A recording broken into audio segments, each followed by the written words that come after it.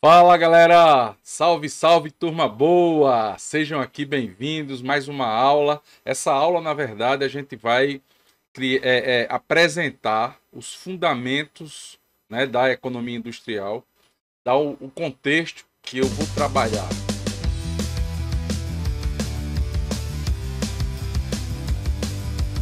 Existem outras linhas, a gente trabalha com parte dessa linha mais ortodoxa no curso de economia de empresas que está no canal do Sururu Talks no YouTube.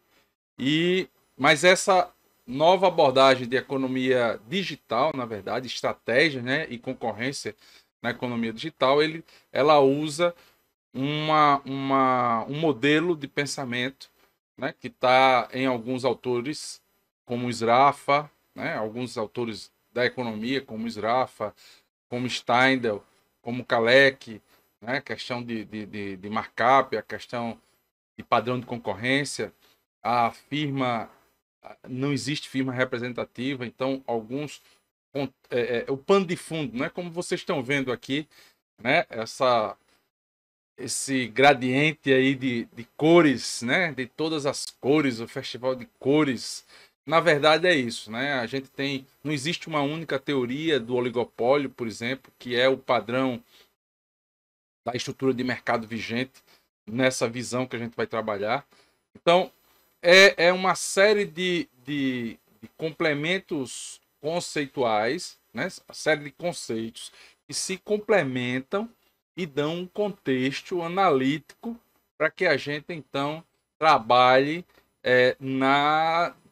no curso de estratégia e concorrência no mundo digital, baseado na economia industrial, nos conceitos da economia industrial. Então, é isso que a gente está fazendo aqui nessa aula de hoje.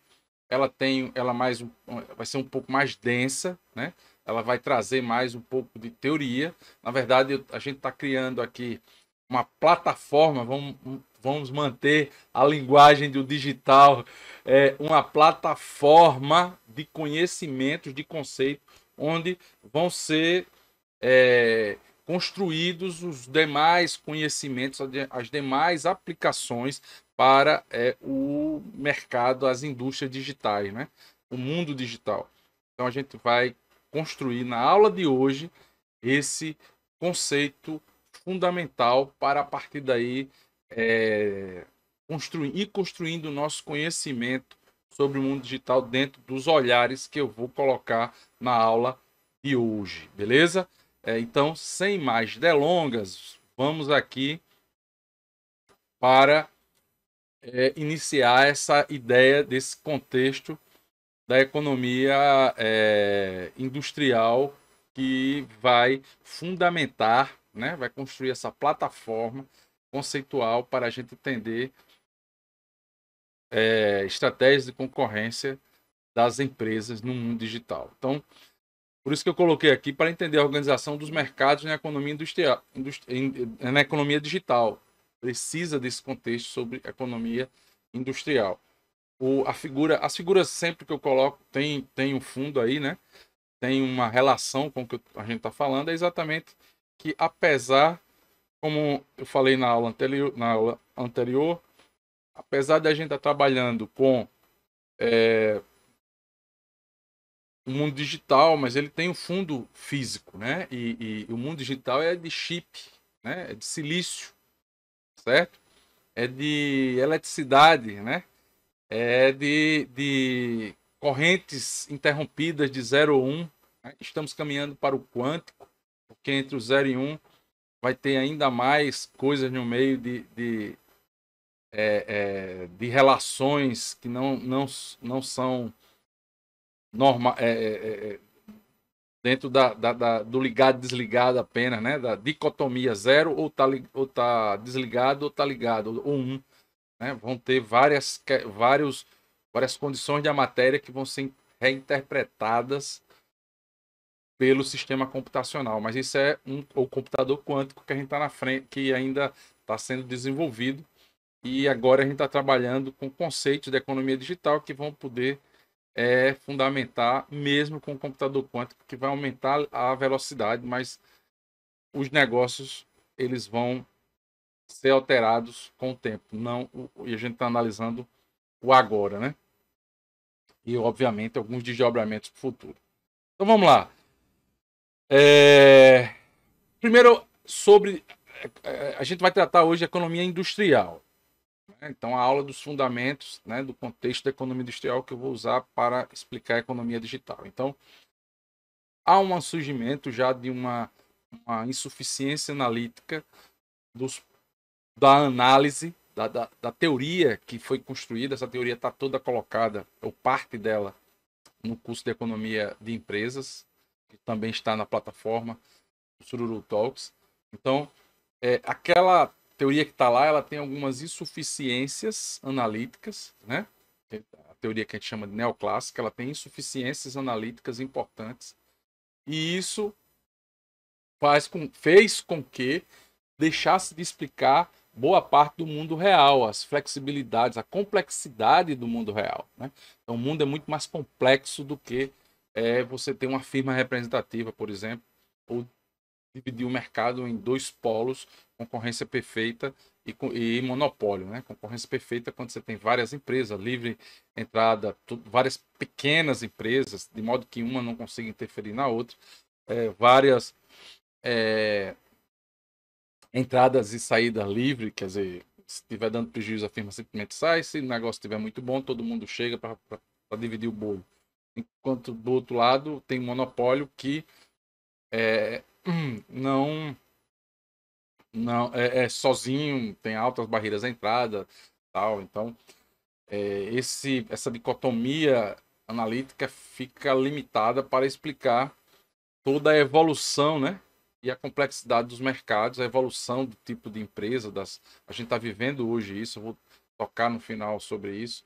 E no fundo, o que a gente está tentando criar aqui e mostrar com vocês a base conceitual de uma plataforma, bem colocado, uma plataforma teórica analítica, né, com fundamentos teóricos e analíticos, é a parte que está consubstanciado aí, que está trabalhado junto no modelo, que é o último modelo que eu vou mostrar, estrutura, conduta, desempenho. Então há uma evolução, e essa evolução ela, de conhecimento, né, de entendimento sobre a complexidade dos mercados, sobre a dinâmica dos mercados, eu vou colocar isso também, e no final eu fecho com o modelo estrutura, conduta, desempenho rapidamente, porque a gente retoma isso ao longo das aulas seguintes. Então, os tijolos básicos, né, da disciplina. Então, o que é que a gente vai trabalhar bastante nessa disciplina que eu vou falar hoje aqui? Sobre empresa, né? O ponto focal é a empresa, mas também é a indústria, né? Então, é a empresa e que o conjunto das empresas forma a indústria, um mercado. Então, a gente vai tratar disso daí, os padrões de concorrência da indústria, né? A dinâmica da concorrência na indústria, né? Como é que a indústria evolui e como ela entra decadente, né? Entra em decadência, né? Baseado em que a gente pode dizer isso? Como é que a concentração de alguns mercados, por exemplo, mercado digital aqui, a gente falando dos navegadores. Se a gente olhar 20 anos atrás, tínhamos aí conhecidos e utilizados com muita frequência, pelo menos uns 8 navegadores. Hoje a gente tem basicamente que é o Google. Né? Existem outros, existe o da Microsoft e tal, mas basicamente o Google, que tanto é que virou sinônimo, virou verbo, né? Googar, como busca de internet.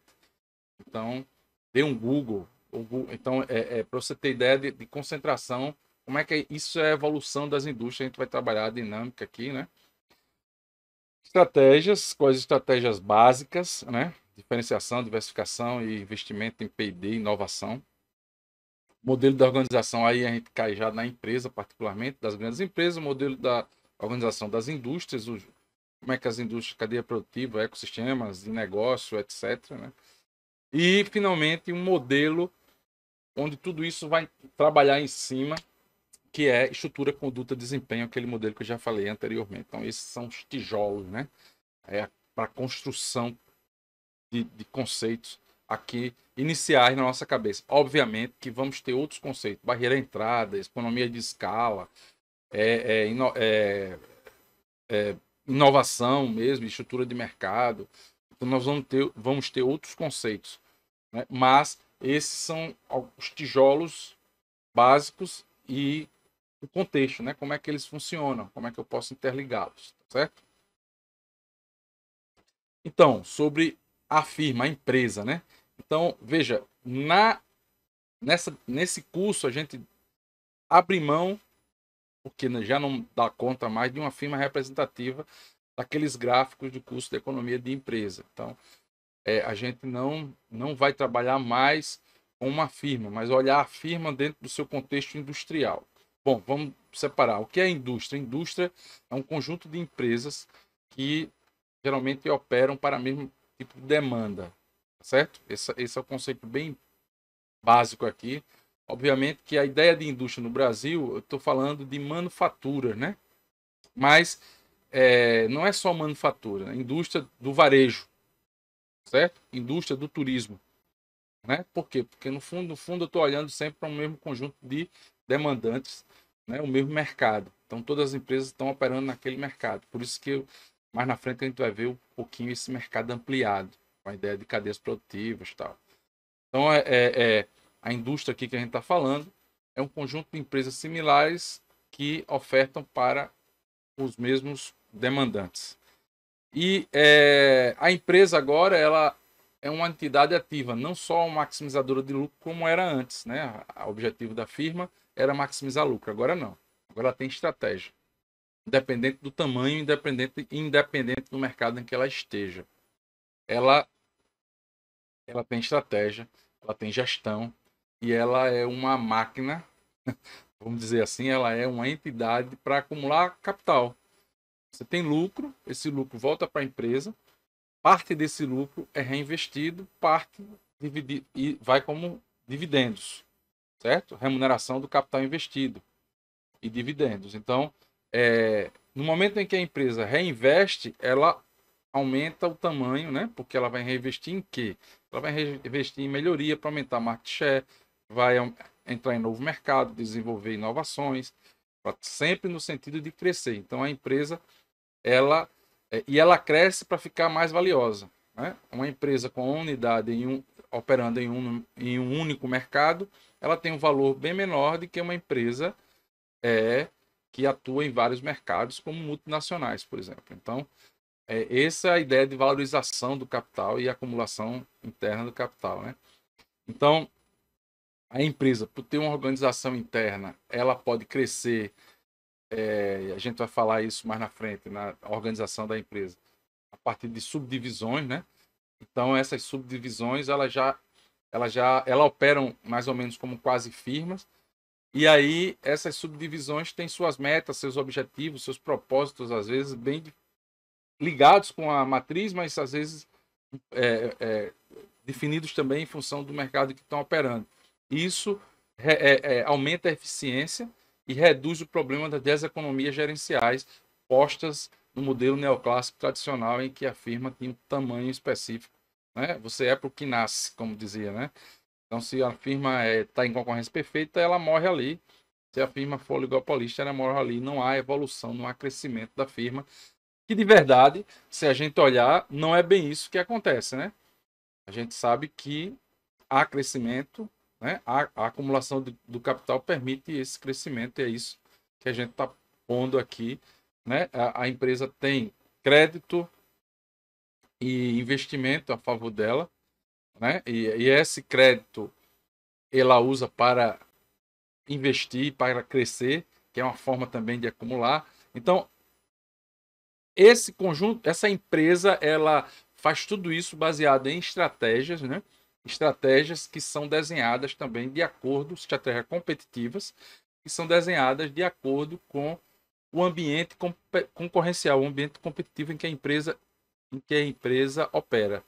Nem toda estratégia de determinado ambiente serve para todos os outros. Ou seja, se a empresa tiver no mercado concorrencial digital, aquela estratégia nem sempre serve para uma empresa de varejo no centro de uma cidade, de uma grande cidade, de uma capital brasileira, por exemplo. Então, são coisas distintas e a gente tem que entender isso. As estratégias são diferentes de acordo com o ambiente que a empresa concorrencial que a empresa está vivendo ou com os padrões de concorrência, né? Então, essa é a caracterização da firma. Bom, comecei a falar inicialmente sobre padrões de concorrência e o que são os padrões de concorrência aqui, né? O autor inicial dessa ideia é Steindl, né? Joseph Steindl, que é um economista austríaco, né, que trabalhou pós-keynesiano, trabalhou bastante, fugindo do nazismo, trabalhou bastante em Cambridge, exatamente no momento de efervescência teórica da economia, na década de 30, né? Ele voltou para a Áustria em 1950, mas trabalhou esse período, saiu de lá da Áustria em 33 e ficou até 1950 trabalhando no local do mundo onde as ideias mais avançadas de economia estavam sendo pensadas e, obviamente, bebeu dessa fonte e desenvolveu essas ideias de padrões de concorrência para mostrar a dinâmica. Olha, tem dois padrões de concorrência, uma indústria competitiva e uma indústria oligopolizada. Não significa necessariamente que essa indústria competitiva não tenha oligopólios, não seja também um oligopólio, certo? Eu posso ter uma indústria de bebidas do Brasil ou no mundo, né? Você tem duas ou três grandes empresas que dominam aí 60% do mercado. No Brasil, eu acho que tem uma empresa que domina isso e um monte de pequenas outras que dominam o restante, milhares de outras, né? Haja visto no mercado de cerveja, por exemplo, é um mercado que eu gosto muito, né? Deixo registrado aqui. Esse mercado ele tem uma grande empresa que domina várias marcas e agora está sofrendo um ataque, vamos dizer assim, um ataque de pequenas empresas cervejeiras artesanais que estão nos Estados Unidos, por exemplo, que tem dados mais claros, essa turma já está aí com 14% mais ou menos de participação no market share e cada 1% representa alguns bilhões de dólares. Então é um mercado enorme mas é oligopolizado. É uma indústria competitiva, mas de certa forma, mas é oligopolizada. Né? É competitiva de certa medida porque é de fácil entrada.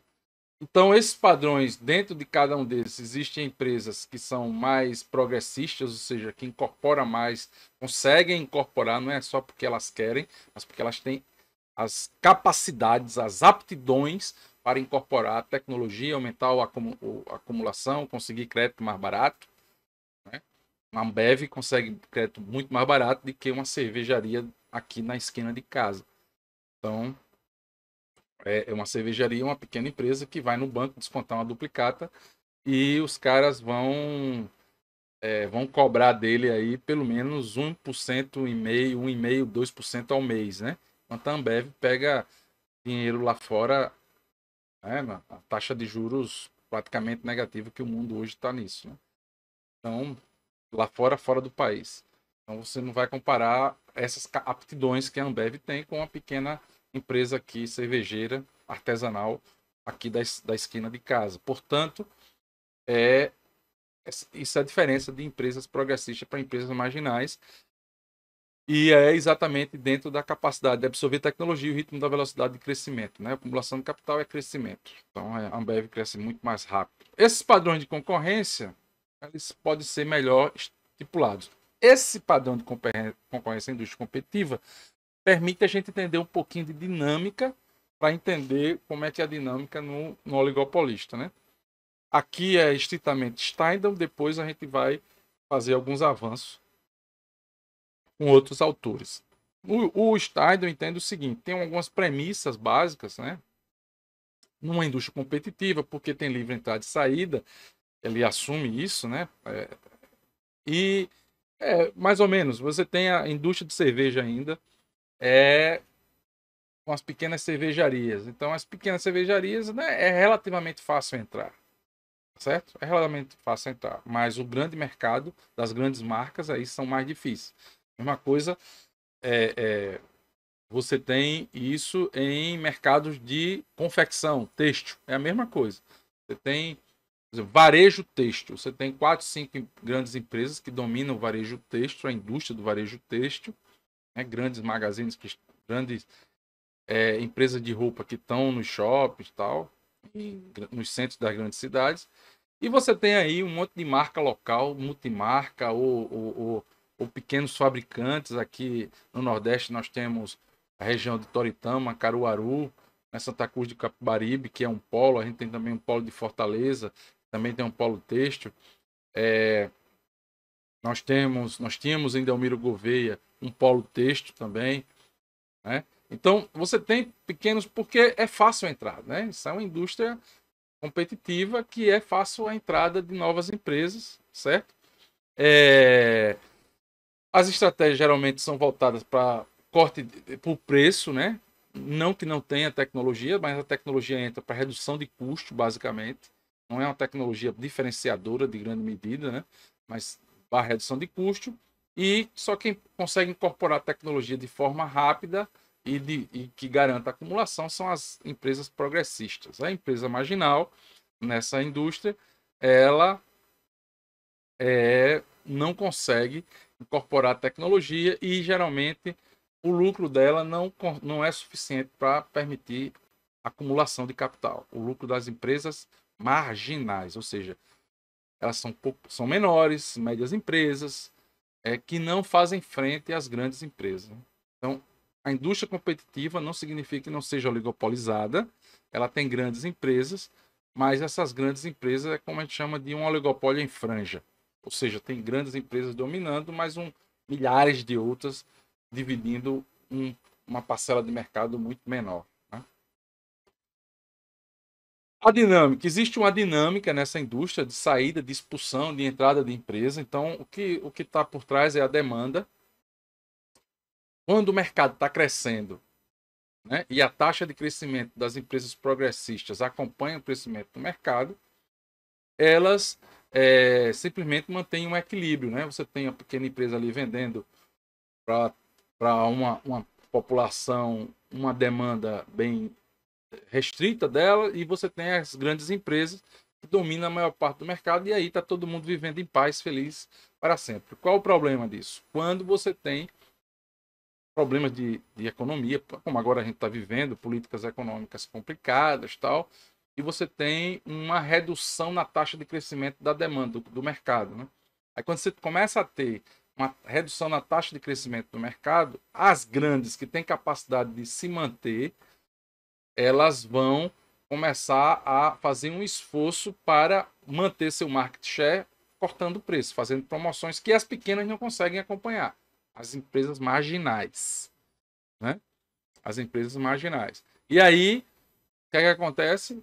Uma expulsão continuada de pequenas empresas e se mantém o mercado só as grandes e que abocanha, que pega, que entra no mercado que era das pequenas. As pequenas saem, a demanda fica sem ser atendida e as grandes vão lá e conseguem entrar. E agora com o mercado digital, entrega online, as grandes aí, C&A, Renner, Riachuelo, com mercado digital e entregando na sua casa. Então, tudo isso você tem uma concentração, porque se a pequena sai e a grande ocupa o espaço, raramente aquele espaço vai ser cedido novamente caso a demanda, aí a terceira situação, a demanda não cresça a taxas acima da capacidade de acumulação e crescimento das grandes empresas. Então, quando, por exemplo, a gente viveu esse momento entre 2006 e 2010, né? 2005 mais ou menos, 2010, 2012, A gente estava vivendo um momento em que o mercado estava crescendo por 6 anos, o Brasil viveu isso, 6, 7 anos, o Brasil viveu um momento em que a taxa de crescimento do mercado, da maioria dos mercados nacionais, estavam crescendo a taxas maiores de que as grandes empresas e as empresas já estabelecidas tinham condições de trabalhar, de entregar produto. Moral da história, quando tem isso, você permite que pequenas empresas e outras empresas entrem nesse mercado. Então, essa é uma dinâmica, né? Se tudo está bem, todo mundo está ganhando, o mercado está estável, basta a demanda reduzir, você tem uma expulsão de pequenas, das empresas marginais, daquelas pouco eficientes, né? E a partir daí você tem um crescimento, um aumento da concentração das grandes empresas. A coisa só volta a se normalizar se o mercado crescer de novo, e geralmente o mercado cresce quando a economia cresce, quando o PIB cresce, né? Então você tem um repartimento aí, uma possibilidade de analisar o crescimento para saber se o mercado que você está operando vai crescer também.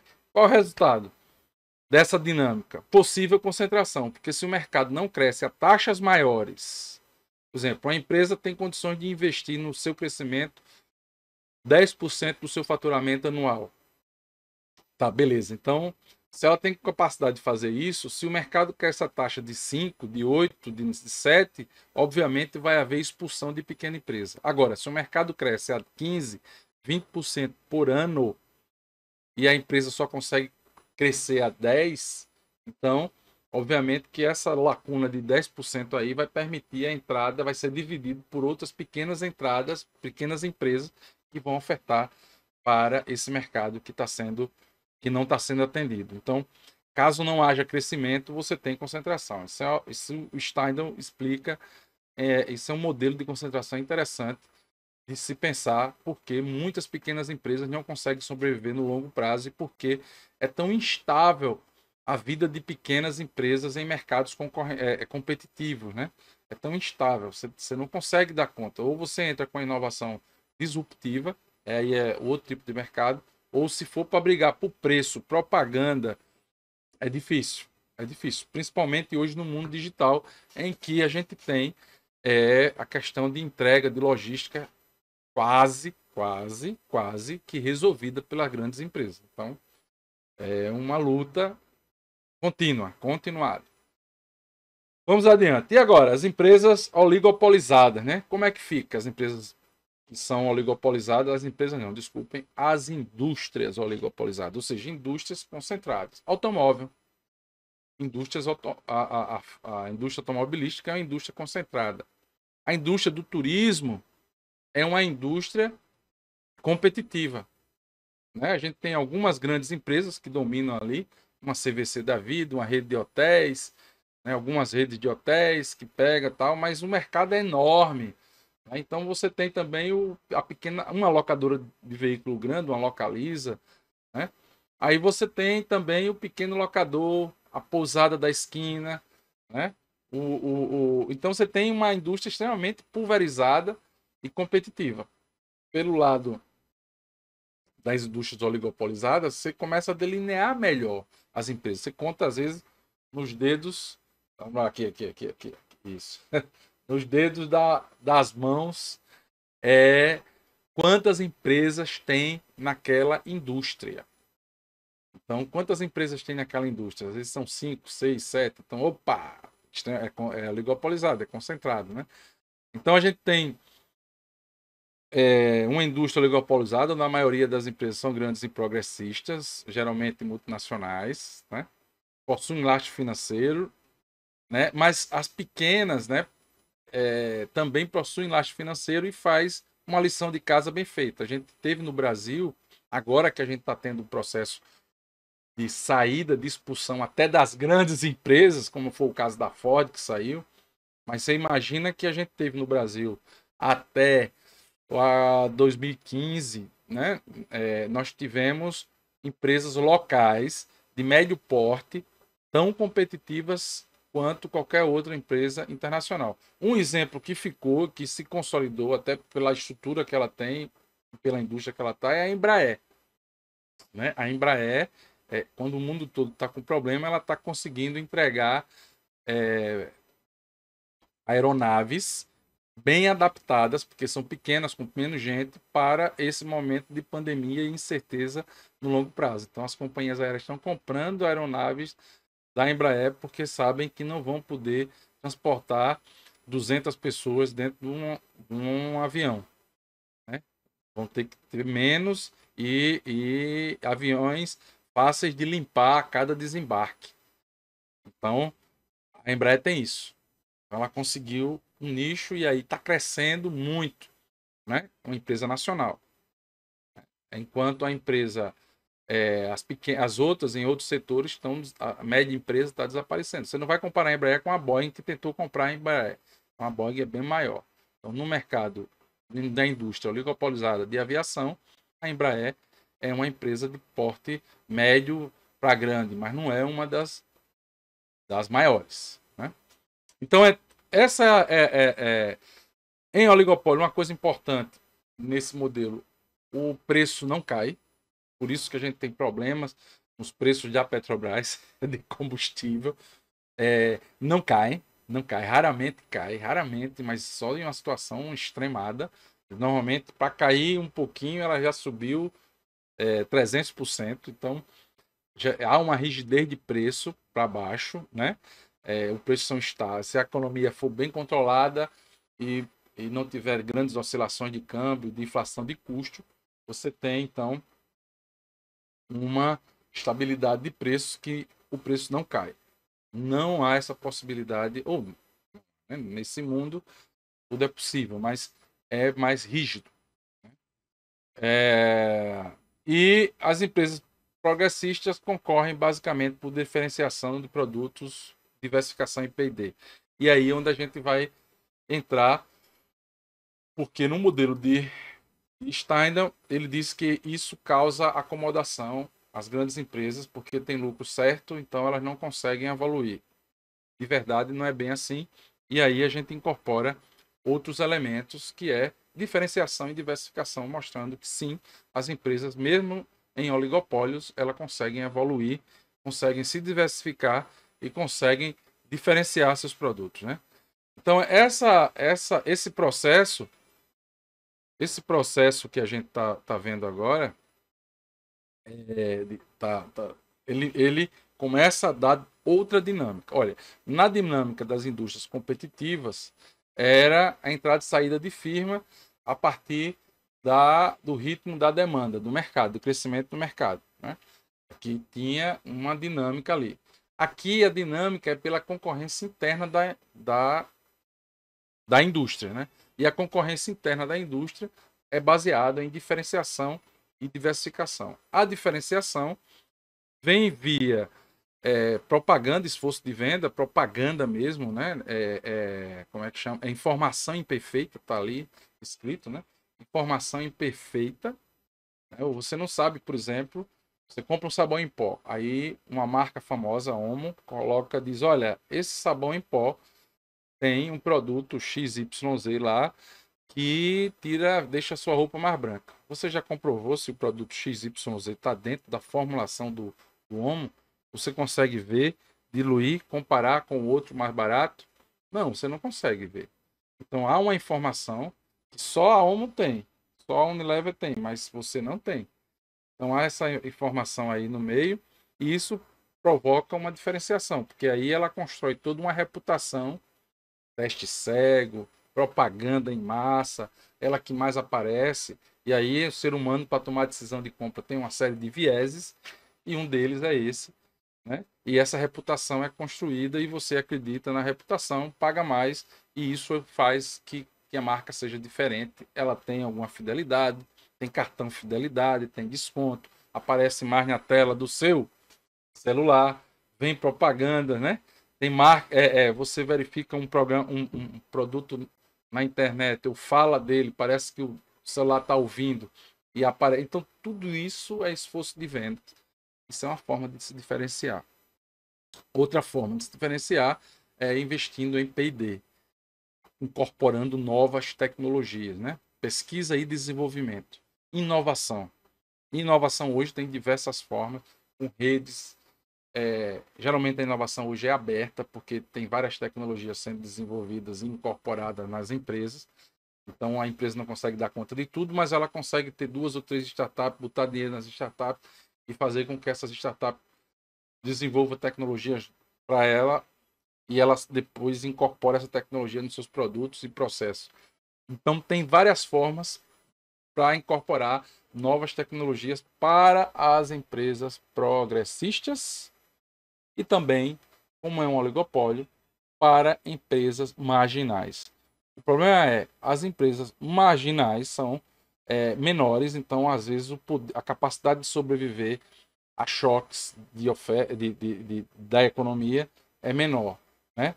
E também podem ser, num momento desse, elas terminam sendo compradas pelas grandes empresas, que o diga a nossa indústria de alimentos no Brasil, que na década de 90 foi praticamente exterminada pelas multinacionais que chegaram com dinheiro, alavancadas, compraram, e as indústrias nossas de alimentos não eram tão fracas. Tanto é que algumas sobreviveram hoje com incorporação de novas tecnologias. Vamos lá. O que mais? A diversificação. Então a gente falou em diferenciação. A diversificação. Diversificação, numa linha de Penrose, é, na verdade, o uso de recursos ociosos em outros mercados. Então, a empresa acumulou, então, ainda mantendo a ideia da firma como bloco de acumulação de capital, a firma acumulou, teve lucro, reinvestiu, cresceu, desenvolveu um produto interessante, um bombril que pode ser usado em ter 1001 utilidades. Ela diversifica, certo? Ela diversifica. Que o diga as empresas de uma Samsung da vida que tem TV, né? Ela domina a microeletrônica, o chip e o design. Design de circuitos, o design da forma dos equipamentos. Né? E isso são recursos que ela desenvolveu, competências internas, e a partir dessas competências, ela desenvolveu, óbvio, isso gerou, em virtude do acúmulo de capital, e a partir daí ela conseguiu incorporar essas competências em outros produtos, em outros mercados, e ela se desenvolveu e desenvolveu o que a gente chama de competências centrais, que é a capacidade de design, a capacidade de dominar tecnologias transversais, né? Como a microeletrônica. Então, isso tudo faz com que as empresas consigam melhorar o uso dos seus recursos, tornar os recursos mais eficientes e entrar em novos mercados. A estratégia de diversificação, ela também parte não só da base tecnológica, como já disse Penrose, isso que eu falei agora, da questão das competências centrais, né? Colocado também por Prahalad, na verdade, a ideia de base tecnológica evoluiu para a ideia de competências centrais do Hamel e Prahalad, né? Essa e o Tisse, na verdade, né? David Tisse. Então, essa ideia de competência central, ou a base, uma capacitação técnico-econômica que a empresa tem, a competência central tecnológica a ideia e a base comercial, né? Você tem, por exemplo,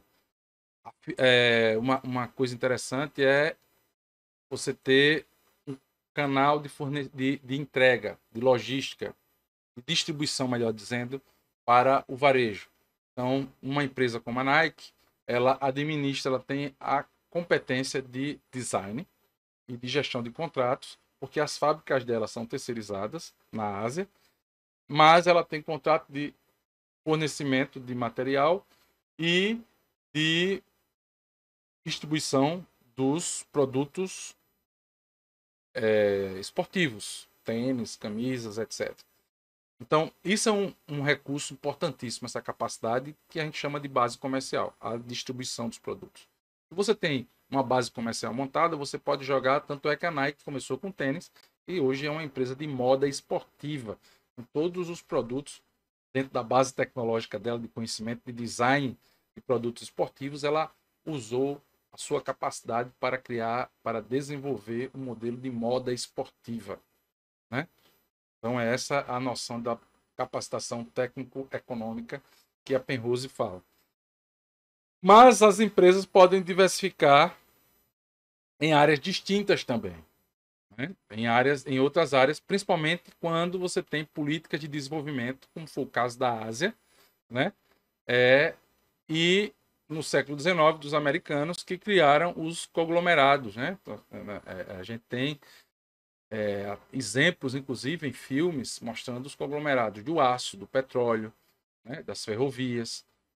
São todos conglomerados de grandes empresas que forneciam aço, que o cara fabricava o trem, né? E que era dono da rede ferroviária. Então, tudo isso é um conglomerado que, nas políticas de desenvolvimento asiáticas, os Zaibatsu e os Keiretsu japoneses, os Zaibatsu é o mesmo modelo americano, mas pré-Segunda Guerra, os Keiretsu pós-Segunda Guerra, e, mais recentemente, os chaebols coreanos, como, por exemplo, a Hyundai, que tem portos, né? Tem estaleiro, tem automóveis, tem caminhões, então tem banco, né? A Mitsubishi japonesa também tem estaleiro, fabrica motor de avião, automóveis, tem banco. Então você tem um conglomerado ali de diversificado de empresas de diversos setores. Então essas estratégias, diferenciação, inovação e diversificação são estratégias básicas, obviamente que tem todo tipo de combinação aí, e a inovação nada mais é, dentro da linha da Penrose ainda, que é a combinação e a recombinação dos recursos que a empresa tem. Então, é isso que a gente está tratando. Bom, essas empresas, a gente está falando de oligopólio. Oligopólio é a estrutura de mercado definida, a estrutura de mercado representativa, melhor dizendo, e como tal, as grandes empresas imperam. E como as grandes empresas imperam, como é que a gente vai analisar as grandes empresas dentro das suas estruturas organizacionais? Né? Então, dois autores fizeram estudos de longa data, né, transversais, longitudinais, né, no tempo. Transversais, cross-section é um determinado ponto de tempo, e é longitudinal no tempo, no comportamento das grandes empresas. E o Williamson e o Chandler, né, ambos entenderam as empresas desses dois tamanhos, formato U do Chandler. A empresa ela tem ela é mais concentrada na base tecnológica dela, é mais focada num tipo de produto, né? E cada divisão dela tem o seu próprio produto, então a sua própria função. Então cada firma e quase firma, que são as suas divisões, trabalham com o foco no seu único produto. A empresa multidivisional do Williamson, ela já divide por produtos diferentes cada divisão dela. Então, por exemplo, a GE trabalha, é um conglomerado americano, trabalha com turbina de avião, trabalha com eletrodoméstico, material médico, que é o grande carro-chefe deles, equipamentos de grande porte para hospitais, e produtos elétricos de casa ou não, né? Produtos elétricos, de modo geral, e eletrodoméstico, né? Que eu já falei. Então, cada produto desse tem uma divisão. Isso é a divisão M, certo? É a divisão M. E o formato unitário seria uma Petrobras com um produto com algumas refinarias, tá? Como quando agora foi privatizado, mas tinha a parte de distribuição, distribuía combustível, trabalha com combustível, a Petrobras. Aí ela distribui combustível, distribui, tem os postos, tem a distribuidora, né? E tem a exploração e o refino. Então você tem ela domina toda a cadeia e está estruturada em um produto bem específico, com cada parte da cadeia com o seu propósito e sua unidade produtiva ali, né? BR Distribuidora era uma unidade produtiva, as franquias dos postos administradas pela BR Distribuidora era outra unidade produtiva, né? As refinarias são outras unidades, né? Tudo dentro do conglomerado da Petrobras.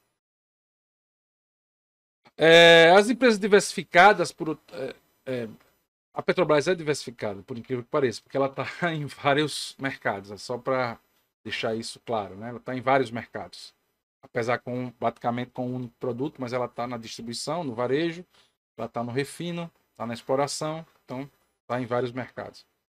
Então a empresa diversificada, ela pode se dividir, como eu já tinha falado, dentro desses modelos. Isso daí está posto no capítulo 2 do Kupfer, e mostrando que, no fundo, a gente está tratando de conglomerados, né? Conglomerados, agora cada um tem a sua particularidade e a sua especialidade.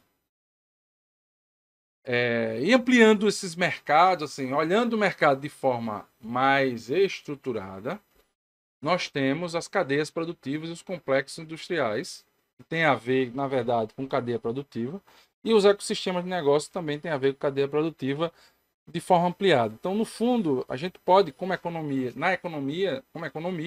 a gente trabalhar mais com a ideia de cadeia produtiva, mas nada nos impede, afinal de contas, estamos tratando com conceitos similares, de analisar ecossistema de negócio, até porque na economia digital a gente vai se deparar com ecossistema de negócio, né? A ideia de ecossistema é muito mais forte do que a ideia de cadeia produtiva.